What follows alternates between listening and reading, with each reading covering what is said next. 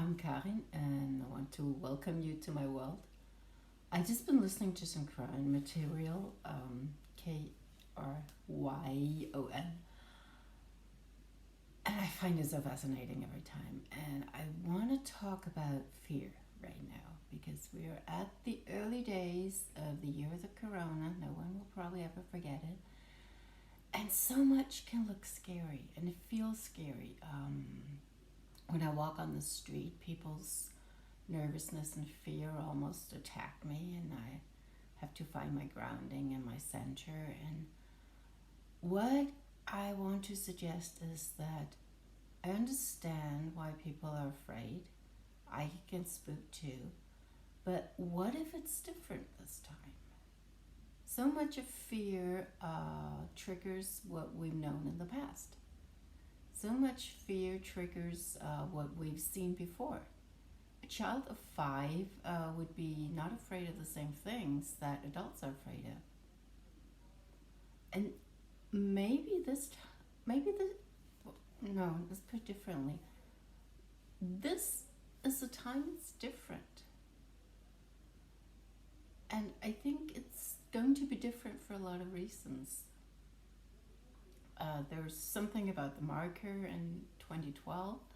That's one thing, but when I look out my window, I see lights in a lot of apartments that are usually dark this time of the evening. But what's important is that people are not alone this time. We've had diseases before, we've had pandemics, and people would isolate themselves and they would have no idea what was going on. But people are connected now. There are video COVID parties that are shown. People get together, pick the same film on Netflix and chat about it. There are exchanges all over the world about what to do with your children when they're home from school. There's a community growing online that we've never had before. And I think that's one of the really big differences. What we do need to be careful of is not buying into fear.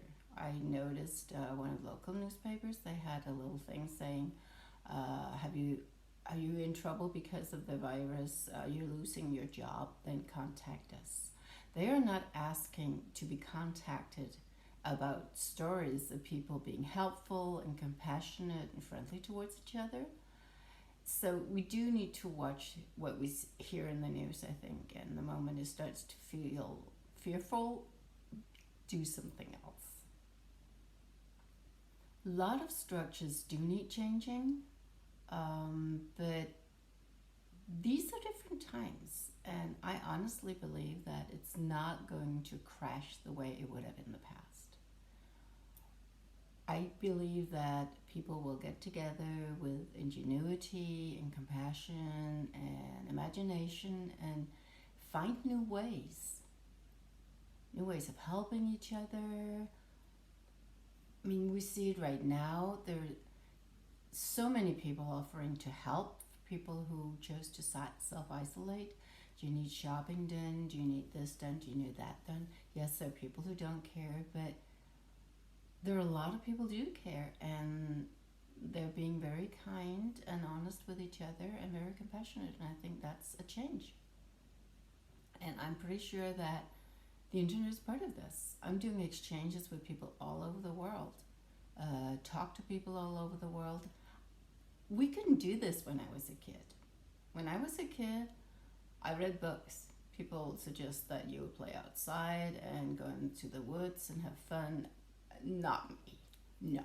I would stay at home, pull down my curtains, and since I didn't have a computer, they were not invented, I would read books. But it was very lonely. I have very few to communicate with. There were hardly any to communicate with as a kid if they were not in your immediate social circle.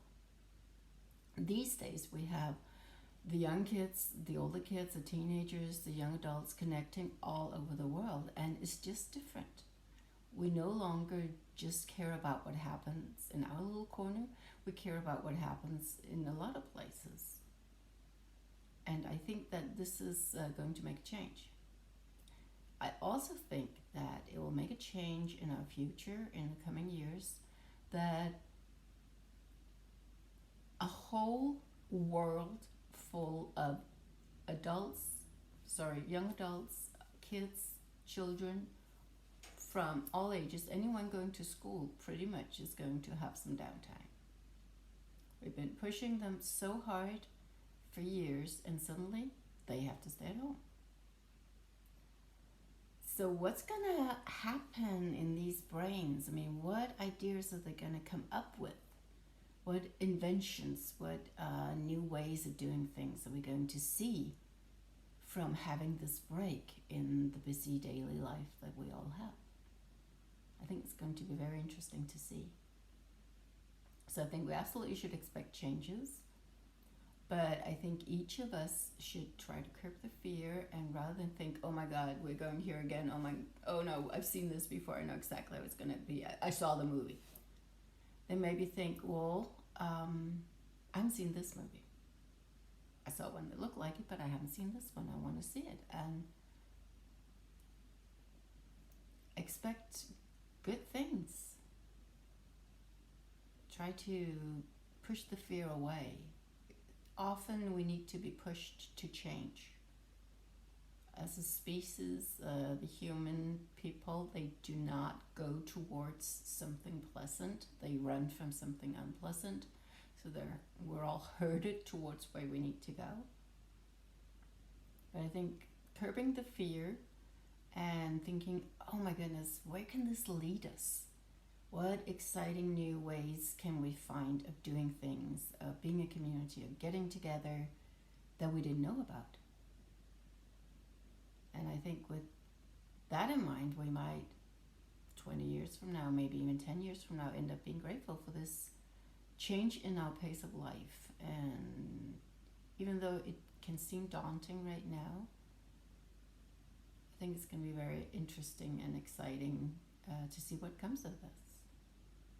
That's it for now.